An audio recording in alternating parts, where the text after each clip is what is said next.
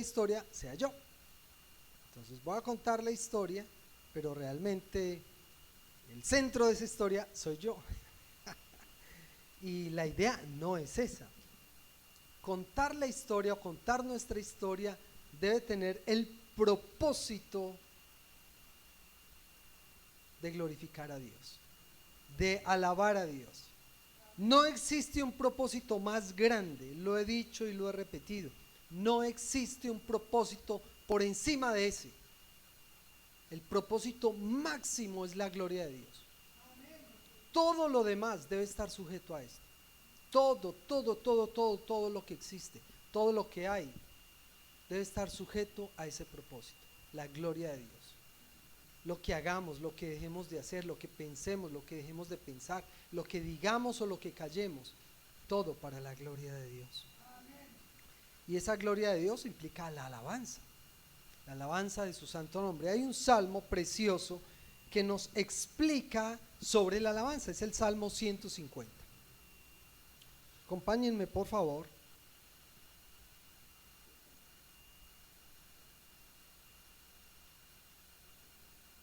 Salmo 150. Voy a leerlo en la Nueva Versión Internacional. Y ustedes por favor siguen la lectura. Aleluya. Alaben a Dios en su santuario. Alábenlo en su poderosa expansión del cielo. Alábenlo por sus proezas. Alábenlo por su inmensa grandeza. Alábenlo con sonido de trompeta. Alábenlo con lira y arpa.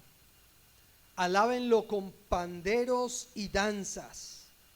Alábenlo con cuerdas y flautas. Alábenlo con címbalos sonoros. Alábenlo con címbalos resonantes. Que todo lo que respira alabe al Señor.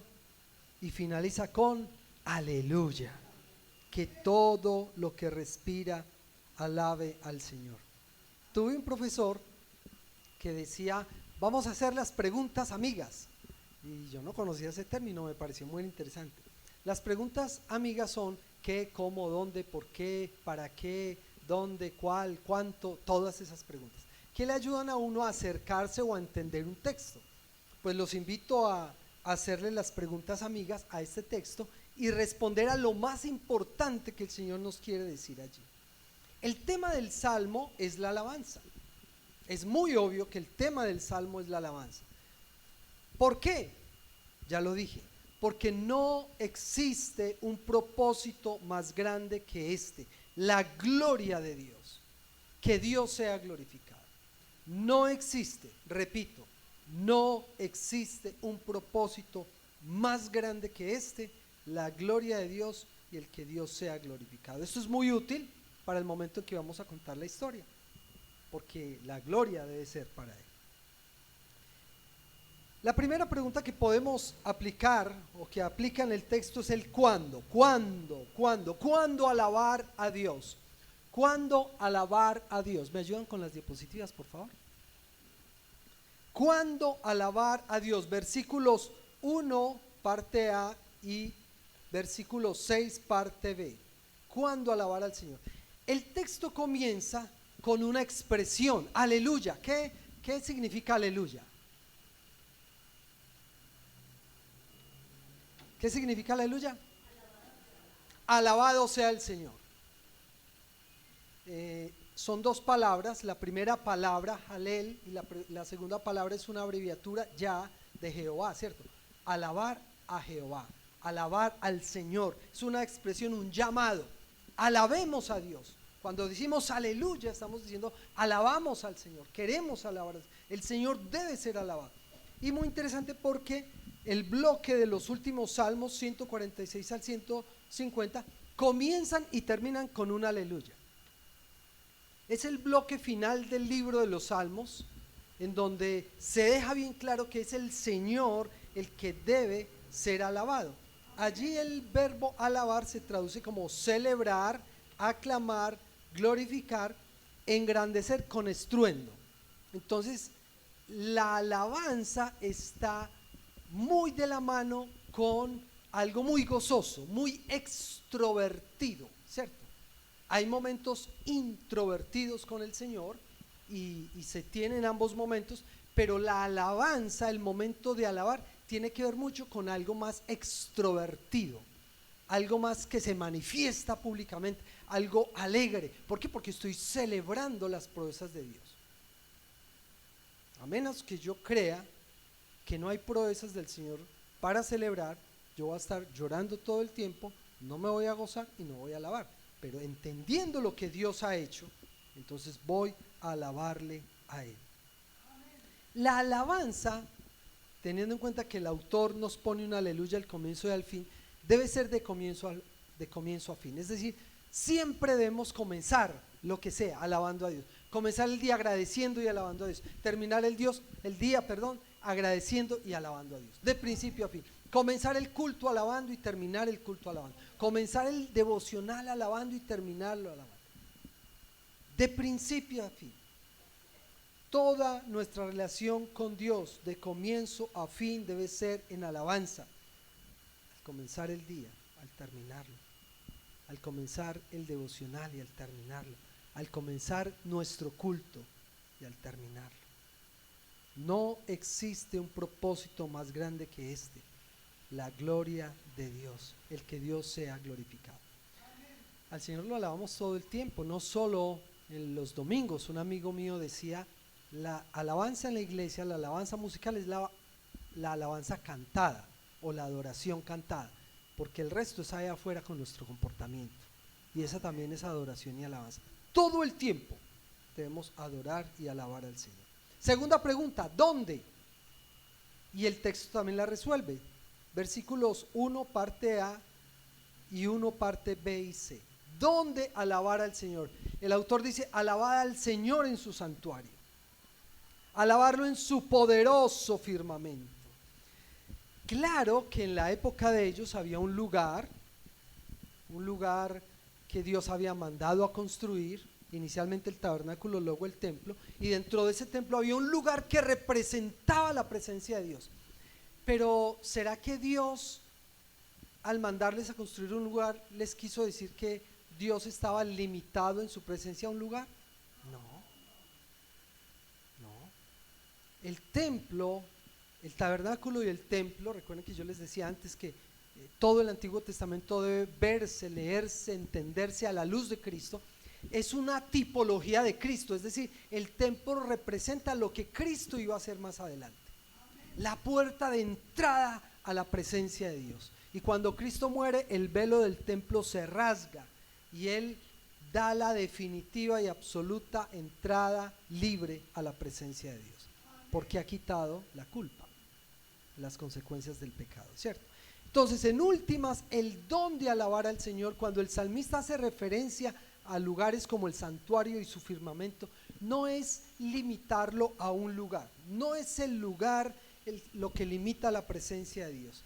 Tiene que ver más con una actitud de encuentro con el Señor, en espíritu y en verdad.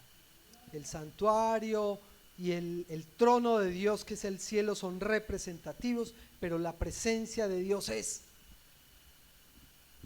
ilimitada.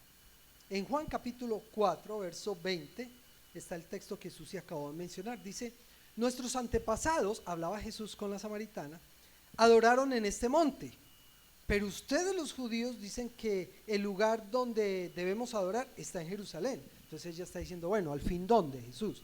Entonces Jesús le dice, versículo 21, créeme, mujer, que se acerca la hora en que ni en este monte ni en Jerusalén adorarán ustedes al Padre. Ahora ustedes adoran lo que no conocen, nosotros adoramos lo que conocemos, porque la salvación proviene de los judíos. Pero se acerca la hora, y ha llegado ya, en que los verdaderos adoradores rendirán culto, es decir, adorarán ¿cómo? En espíritu y en verdad, porque así quiere el Padre que sean los que le adoren. Dios es espíritu, y quienes le adoran deben hacerlo en espíritu y en verdad, de acuerdo a las normas que Él ha trazado en su palabra, de acuerdo a Jesucristo, que es el camino único de acceso al Padre, de acuerdo al Espíritu Santo, que es el que ahora está con nosotros y nos ayuda a estar delante del Señor. En la alabanza, el lugar no hace la diferencia. Sí, es muy bueno tener un templo y gracias a Dios por este templo, gracias al Señor. Hay muchos que no tienen dónde reunirse. Gloria a Dios por este lugar tan lindo. Pero no significa que si yo no estoy aquí no puedo alabar, o que este sea el único lugar. Hay grupos en las casas, hay reuniones en los hogares. Eso es un templo en ese momento, donde están reunidos en el nombre del Señor con la actitud de exaltar y bendecir al Señor. Entonces lo especial no es el lugar, sino la actitud de los que están congregados. Eso nos responde al dónde, porque recuerden, no existe un propósito más grande que este, la gloria de Dios, el que Dios sea exaltado. La siguiente pregunta que responde el texto es el por qué alabar al Señor. ¿Por qué debo alabar al Señor? ¿Qué razones existen para alabar al Señor? El versículo 2 lo dice. ¿Qué dice el versículo 2? Por sus proezas, por lo que Él ha hecho, por sus obras. A mí me hubiera encantado, cuando comencé a tener vida consciente, conciencia de mi vida, haber escrito todo lo que el Señor hizo en mi vida y conservarlo y tener un cuaderno donde esté escrito todo eso. Bueno, estamos a tiempo, ¿cierto? Podríamos hacerlo de aquí en adelante y escribir y no olvidar y tener la historia, un registro de la historia de las grandes proezas que Dios ha hecho con nosotros. Y seguro eso va a desencadenar en mí una actitud permanente de gratitud y alabanza al Señor. Alabadle por sus proezas. No sé cuántos textos hay en la Biblia y que ustedes hayan leído en los cuales se hace una remembranza de todo lo que ha hecho Dios. Y Dios hizo esto y nos salvó de esto y nos libró y nos cuidó y nos restauró, y es una cantidad de cosas. Y repetían, y se paraba alguien a hablar y repetía lo que Dios había hecho. Muy importante tener presente las razones que tenemos tan abundantes para alabar al Señor. Y el Salmo hace referencia a dos cosas: a sus proezas, lo que Él hace, pero también a su inmensa grandeza, lo que Él es. Y siempre les he dicho, no podemos separar lo que Dios es con lo que Dios hace, va de la mano. Cuando yo reconozco lo que Dios hace, al mismo tiempo estoy reconociendo lo que Él es. Y cuando reconozco lo que Él es, inmediatamente pienso en lo que Él hace. El ser no se puede separar de sus actos. Los actos definen lo que es el ser. En el Salmo 145, versos 3 y 4 dice: grande es el Señor y digno de toda alabanza, su grandeza es insondable. Cada generación celebrará tus obras y proclamará tus proezas. Cada generación, allí estamos incluidos tú y yo, celebrar sus obras. Por eso la alabanza tiene que ser con gozo. La alabanza es una fiesta, es una celebración. Y sí, que hay momentos difíciles, pues claro, pero son tan grandes las otras cosas buenas que por encima de esas dificultades celebramos al Señor y sus obras, y ahí hay razones para alabarlo. ¿Tú eres consciente de eso, que tienes razones suficientes para alabar al Señor? ¿Tienes presente la historia? Esa historia la tienes presente, o estamos olvidando lo que el Señor hizo por nosotros. Cuando uno se le olvida, termina uno siendo un desagradecido. Tenemos presente lo que Él ha hecho y lo que Él es, porque no existe un propósito más grande que este: la gloria de Dios, que Él sea glorificado en medio de nuestra historia. La cuarta pregunta que responde el texto es el cómo, ¿cierto? ¿Cómo lo vamos a hacer? La metodología. Es decir, dime de qué manera debo hacerlo. El cómo. Versículos 3 al 5 nos dice el cómo. Entonces dice, con instrumentos. Ahora, yo no sé si ustedes cuando escuchan trompeta, lira, arpa, pandero, instrumentos de cuerda, flautas, címbalos, resonantes piensan en algo lúgubre, algo triste por allá. No, esto es fiesta. Esto es fiesta. Esto es celebración, esto es alegría, esto es holgorio, esto es celebrar al Dios omnipotente. Entonces la alabanza debe ser con instrumentos que lo glorifiquen a Él y que sean tocados, interpretados para la gloria de Él. Amén. Pero también dice con danza. Hay otros textos, especialmente salmos, que dicen baile, ¿cierto? Entonces, como algunos tienen un prejuicio con ese término, cambian el término baile, pero es baile, es bailar para el Señor, es danzar para Él. David danzó y lo menospreciaron y él dijo, que me menosprecien, yo lo estoy haciendo para el Señor, yo lo estoy glorificando a Él, no me importa si hago el ridículo, si hago el oso, que me veo muy mal yo haciendo eso, estoy haciéndolo para mi Señor. Así dijo David. Con danza, y la danza es muestra, es evidencia de un gozo, algo extrovertido por la felicidad.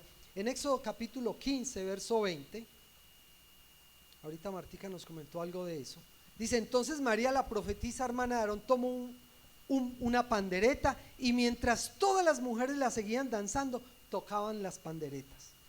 Miriam les cantaba así: canten al Señor, que se ha coronado de triunfo, arrojando al mar caballos y jinetes. Y armaron, qué fiesta para el Señor. Y brincaban y tocaban esos panderos y celebraban al Señor, la victoria del Señor. Ahora, no significa que todo el tiempo sea así. Encontramos otro ejemplo en Mateo capítulo 26, verso 30. Son dos contextos muy diferentes. Por un lado están celebrando el portento salvador del Señor, ¿cierto? Los había liberado. Pero en Mateo 26:30 es un momento de prueba. Jesús estaba frente a la prueba de la muerte y se estaba despidiendo de sus discípulos. Y en Mateo 26:30 dice: y después de cantar el himno, salieron al monte de los olivos. Se acercaba el momento de la muerte, y no es que no se adorara o alabara al Señor, pero fue otro momento. Aquí ya fue más introvertido. Entonces cantaron un himno que significa para ellos un salmo, lo cantaron, adoraron al Señor. No hubo danza, no hubo panderos, pero sí se glorificó a Dios, ¿cierto? Entonces hay momentos, hay contextos diferentes en los que se adora, se alaba al Señor, se le exalta. No tiene que ser de una sola manera, pero sí hay momentos diferentes en los cuales todos se debe glorificar al Señor. Esto tiene que ver mucho con el papel del carácter, la personalidad de la iglesia o la personalidad de los individuos. Hay personas que son más alegres, ¿cierto? Entre nosotros tenemos algunas personas del norte del país que son huepaje, ¿cierto? Sabemos quiénes son. Y ellos son muy extrovertidos en su ala. Eso es muy bonito. Los que somos más cachacos, más del interior, aquí hay algunos que son rolos, hay otros que son de una cultura, los que somos de Manizales, que Manizales es fría, poquito más introvertidos. No importa el carácter, si eres más extrovertido, si eres más introvertido, lo que importa es la actitud frente al Señor. Las metodologías pueden ser múltiples. A veces no hay instrumentos para cantar, cantemos con nuestras voces. A veces solo hay un video para poner y a través de ese video alabamos al Señor, alabemos al Señor. No hay una sola metodología, pero que el Señor sea glorificado. Entonces, en últimas, no es como yo me sentí, sino si el Señor recibió mi alabanza. Yo creo que no es correcto salir diciendo: a mí no me gustó la alabanza hoy. Perdón, ¿acaso la alabanza era para ti? Pues, discúlpame, pero esta serenata no era para ti. Qué pena contigo. Miren, era para Él. Y lo que nos importa es que a Él le guste. Porque nosotros podemos desentonar a veces. y técnicamente podemos fallar, pero si tenemos un corazón sincero y dispuesto al Señor, con el Señor no hay problema, no hay problema. El Señor está mirando la actitud del corazón, no quién canta o toca más bonito o quién se sintió mejor, sino que tuvo una actitud que glorifica al Señor. Entonces podemos decir, ¿cómo? Pues en espíritu y en verdad, ¿cierto? Y en espíritu y en verdad da la libertad, que sea con instrumentos o sin instrumentos, un poco más extrovertido, un poco más introvertido, pero celebrando la gloria del Señor. Pablo les dijo a los colosenses en el capítulo 3, verso 16, que habite en ustedes la palabra de Cristo con toda riqueza. Instrúyanse y aconséjense unos a otros con toda sabiduría. Y dice, canten salmos, himnos y canciones espirituales a Dios con toda gratitud. El cantar al Señor forma parte de las disciplinas espirituales. Cuando Pablo le da esas instrucciones a la iglesia, les dice, mire, compórtense así, tengan estas prioridades, piensen en eso y canten al Señor. La alabanza es poderosa, es hasta terapéutica. La alabanza espanta a los malos espíritus. ¿Recuerdan lo que hacía David con Saúl? Y la alabanza le recuerda a uno la grandeza de Dios y hasta las tristezas se van y termina uno celebrando con cánticos espirituales. Número 5, también se responde una pregunta, el quién, es decir, quién va a ejecutar la acción. Ya hablamos de las metodologías, del lugar, del tiempo, pero ¿quién debe hacer esto?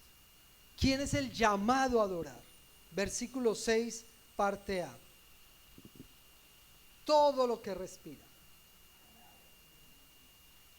Qué bonita forma de ser incluyente, ¿cierto? Ahí no dejo a nadie por fuera. Que si eres músico, que si no eres músico, que si crees más o si crees menos, si tienes más o menos fe. No, todo lo que respira alabe al Señor. Y como para hacer la cosa más tremenda, Jesús dijo, donde ustedes se callen, esas piedras van a hablar. Imagínense. Y una vez el salmista dijo, los cielos cuentan la gloria de Dios, inclusive las cosas inanimadas dan testimonio de la grandeza del Señor. Todo lo que respira, alabe. En alguna de sus versiones dice J-A-H, solo J-A-H. Todo lo que respira, alabe a J-A-H. Esa es una abreviación de Jehová, es una abreviación del nombre del Señor, listo. Es una forma cortica de escribir el nombre de Dios. Todo lo que respire, alabe al Señor. El texto parece que va en algo en la música que se llama un crescendo, ¿cierto? El llamado a la alabanza primero es a los sacerdotes, luego a los levitas, después a todo el pueblo y finalmente a todo lo que respira. Claro que hay gente con ciertas responsabilidades dentro de la organización del culto, pero el llamado es para todos. Y en cuanto a la música también, la música empieza con el sonido de trompeta, van agregando las arpas y las liras, después los panderos y el movimiento de la danza que acompaña a la música. Entran los instrumentos de cuerda y flautas que aumentan el sonido. Los címbalos sonoros retumban en medio de la alabanza y así que todo lo que respira termine alabando al Señor. Todos estamos llamados a alabar al Señor. Todas las criaturas. Los pajaritos cuando cantan, alaban al Señor. El sonido de un arroyo, los truenos, toda la existencia y todo el universo, todo animado e inanimado, alaba al Señor. Porque no existe un propósito más grande que este. La gloria de Dios, que Él sea glorificado. Cuando contemos la historia, cuando pensemos en la historia, cuando recordemos la historia, nunca olvidemos que el protagonista es Dios y que la gloria es para Él. Oremos. Glorioso y poderoso Dios, Reconocemos hoy, Señor, que tú eres el único digno de toda adoración. Tú eres el protagonista de la historia bíblica, de la historia de nuestra vida, de la historia de este mundo. Tú eres el protagonista. Que nuestro deseo sea tu adoración y tu gloria siempre. Que solo a ti te rindamos tributo. Que nos presentemos cada día, cada momento, cada instante con reverencia, pero al mismo tiempo con gozo, porque eres grande y has hecho grandes maravillas. Todo el honor y la gloria sean dadas a ti por siempre. Amén y amén.